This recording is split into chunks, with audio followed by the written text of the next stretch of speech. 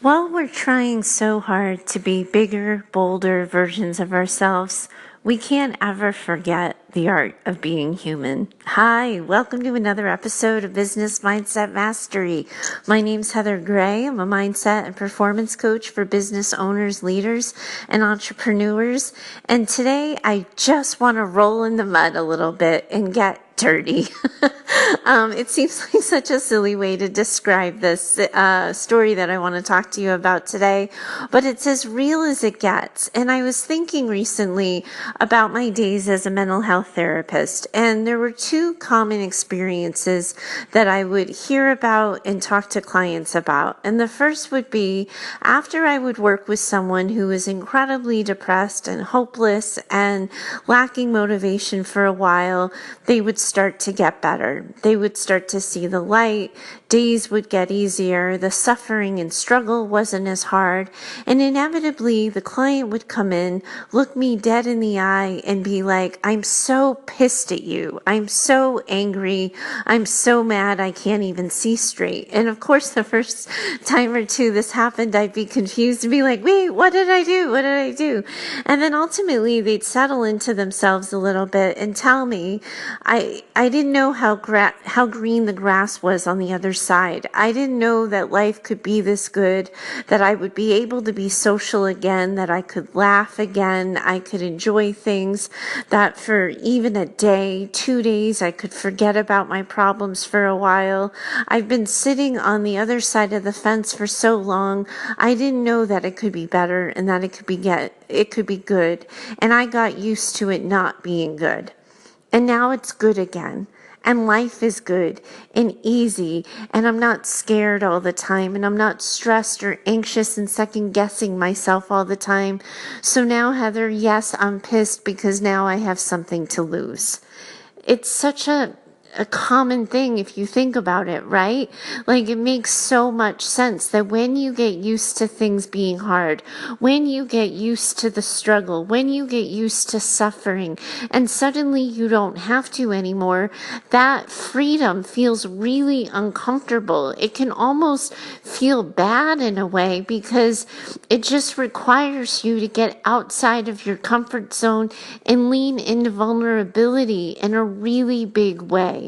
Because it's absolutely true that once you emerge from hard, once you get out of your hard time, once you start to see what life on the sunny side of the street can be like, of course, at some point in time, it is inevitable that life is going to sucker punch you again, that you're going to have a bad day, that you're going to show up, be totally present, and get kicked to the curb on the side of the road. It kind of happens. That's what life is. And I know I talked to you guys about that last week, but that's what this thing is called life. It's filled with the ups and the downs. And some of the people I talk to and work with over the years are going to have a harder time with it because mental health conditions like depression and anxiety or surviving trauma will get in the way of that. But it's also part of the human condition, the ups and the downs. The next thing that often happens with people after they've recovered from a tough time, after they've gotten out of the dark, so to speak, they have a bad day. They get the Sunday blues. They don't feel like getting out of bed on a particular day. They have social plans, but they decide to cancel them.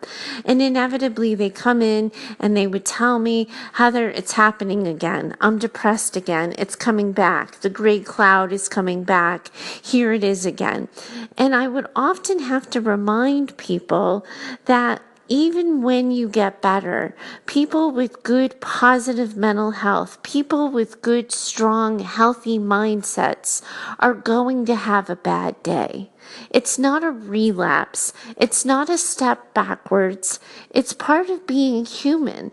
We get dirty every once in a while. We get stuck in the mud and we have to figure out what's going on, find our way out, clean ourselves off, and get on with it. And so often, I think the first time we lose motivation, the first time we have a crisis of confidence, we start second guessing ourselves. We think, oh, there it is. It's a step backwards. Why we go into this diagnostic summary of who we are and what we're up to as soon as we hit a fork in the road, I'm not really sure. But I do know and I do believe it does an incredible disservice. It tarnishes our story and it creates a new story that's full of BS, that we can't be human. That if we have a bad day, there's something wrong with us. If we're not feeling positive, if we're wondering why the heck we're doing anything anymore, that's suddenly a sign in some way that we're taking a step backwards. When it's just, that's not the story. That's not the version of events. We're just in a moment of being totally real, totally present, and totally human.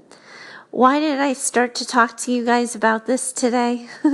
Because of course, I had my own moment of being human last week and even over the weekend. And I wanted to tell you a little bit about it and walk you through it. My husband and I had a dinner date with other couples this past week. It was, our architect, our realtor, and a couple of other and their spouses. And we all just got together to kind of celebrate the purchase of the house, the start of the new redesign project. But honestly, it was the first kind of social gathering my husband and I have had without with anybody besides ourselves in a really long time, because we just moved here and we don't really know a lot of people. And I recognized going to the dinner, I was a little anxious, like, oh, I hope they like us. I hope we have things to talk about. The normal everyday things that people think and feel when they're going to a dinner with people they don't know very well.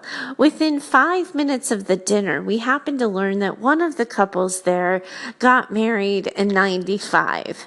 My first thought was like, crap, I graduated high school in 94. Are they going to be interested in us? Are they going to feel like they're kind of, at dinner with their friends' kids or something? Are they going to be interested in us, or they're going to wonder what the heck they're doing there? And suddenly, immediately, this crisis of confidence happened where I just wondered what the heck I was doing there. And then as the meal progressed and we're talking and we're laughing and it seems to be going well, all signs that my original story was BS, that it was just insecure, nonsense that I could brush off, forget about, and ignore, I had another voice enter my head.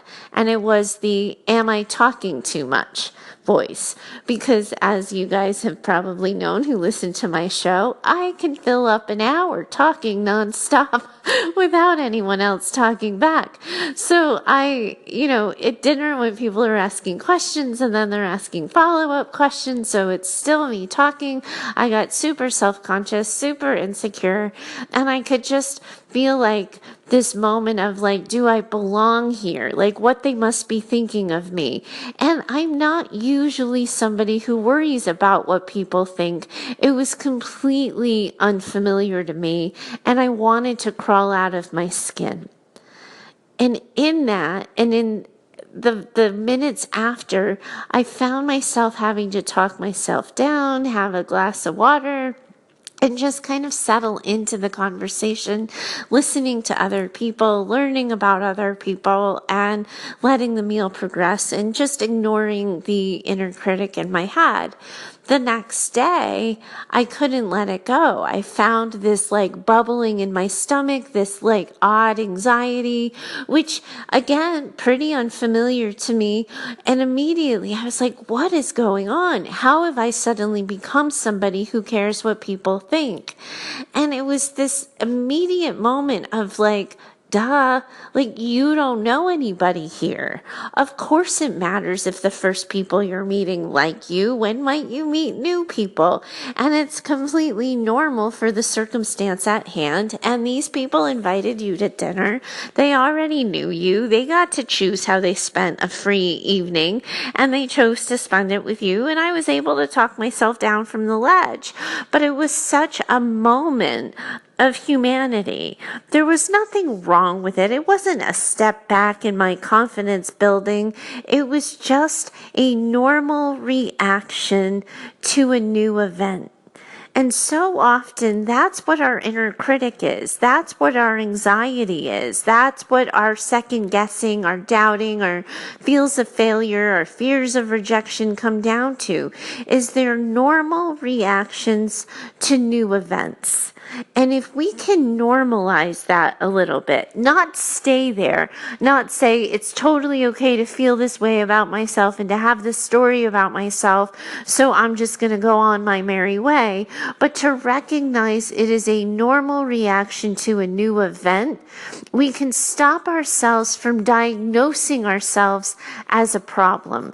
Because as soon as we do that, as soon as we make our feelings and our reactions a problem we need to solve or label it as something we're not supposed to think or feel, we're actually taking that step back because we're invalidating ourselves and our own experiences when it's totally normal and natural to be nervous having dinner with people you've never met. Some people, that's not a cue for being nervous, but then again, for some people, getting on a podcast is the thing that would make them completely nervous, and getting on a podcast doesn't make me nervous because now I'm used to it. We all get to have our things. We all get to have the moments of doubt and worry. And it's not a sign that we've done something wrong. It's not some sort of story that we're no longer being positive, that we have to look at the sunny side of the street. We're having a reaction. And I think a lot of times when I see people in the struggle who are hurting, it comes after a period of repeated invalidation, where either the outside world or their own inner critic have come back at them and said, no, there's something wrong with your thought or feeling. You shouldn't be reacting this way. They get shut down. They start to squash their inner experience, and then it bubbles up in all kinds of unfortunate, dysfunctional ways. And then if I hadn't learned the lesson well enough, it happened yesterday. I had a really nice, good old-fashioned Southern California weekend where I got to be outside a lot.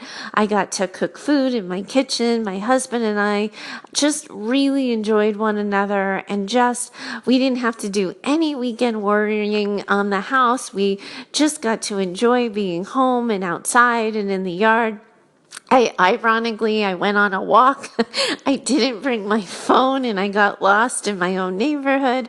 But it was that kind of just pleasant, relaxed, do what we want when we want kind of weekend.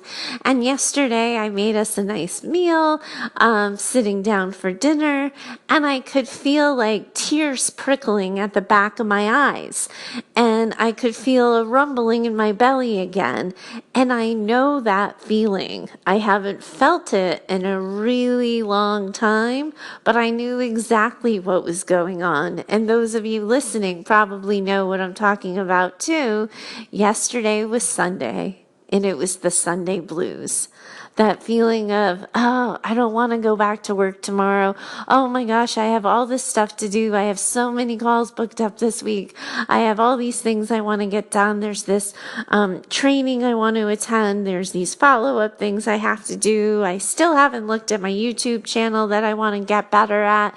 And the list and the worry and the ticker tape started going right at the back of my eyes as I'm thinking about just trying to enjoy dinner. And again, it happened, right? Where the first thought is critical. The first thought is, oh my God, what are you doing having Sunday blues again? You finally built this job. You decided you would like it. What are you talking about? You don't want to go to work tomorrow. And it was such an immediate reaction. But again, I was able to shut it down rather quickly, because even though I love my job, even though I'm super proud of what I do, I'm obsessed with this podcast, podcast. I have such high regard for the clients I'm talking to this week, and I'm looking forward to helping them manage the challenges they're facing.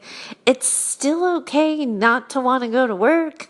It's still okay to prefer relaxed time with my husband on a sunny weekend to, slaving over a computer and looking at social media strategies.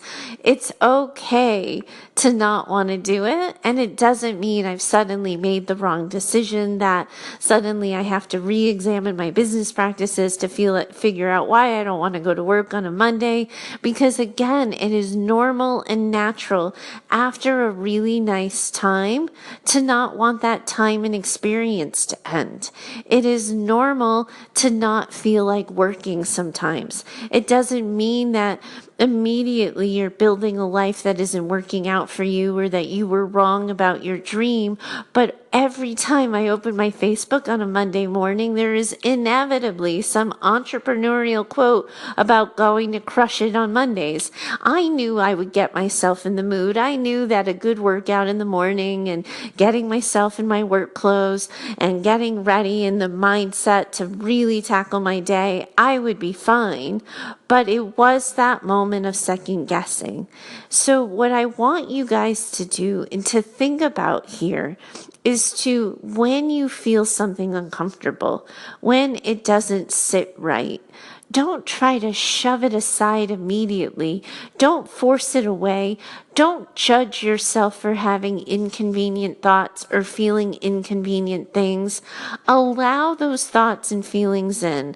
Look at them, embrace them, recognize them, normalize them, and then when you see the stuff that doesn't work for you, then you can stop, regroup, reprioritize, and look at a new story that you might want to tell yourself, or a new way of thinking and a new perspective.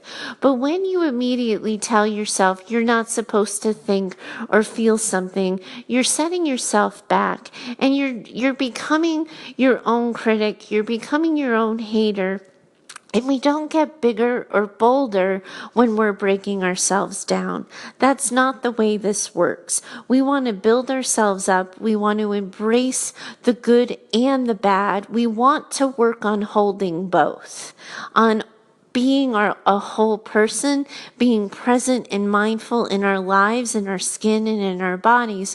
And the only way we can do that is to recognize that sometimes we're going to feel insecure as anything and wonder what the heck we're doing in a certain situation. Sometimes we're going to feel like we want to do anything but go back to the dream job we supposedly built. And that is human. In the personal development space, there's so much focus on being positive, on being productive, on being efficient, on going for the next brass ring, on focusing on the higher goal, the next achievement we can have. And sometimes we just need to sit in the mud for 10 seconds, allow the dirt to stick before we brush it off, because that's what being human's about. We don't want to become caricatures of ourselves. We don't want to be wax figures, because if we do that, we can't be all in on our lives, our businesses, or our relationships. We can't forget who we are, what makes ourselves tick, and we have to accept that a little bit. I hope I've given you something to think about as you go into your week.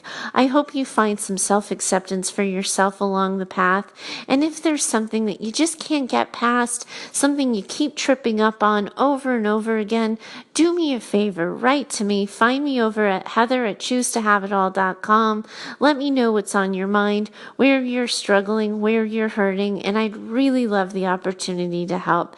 Thanks so much for joining me today. I look forward to talking to you next time. Bye for now.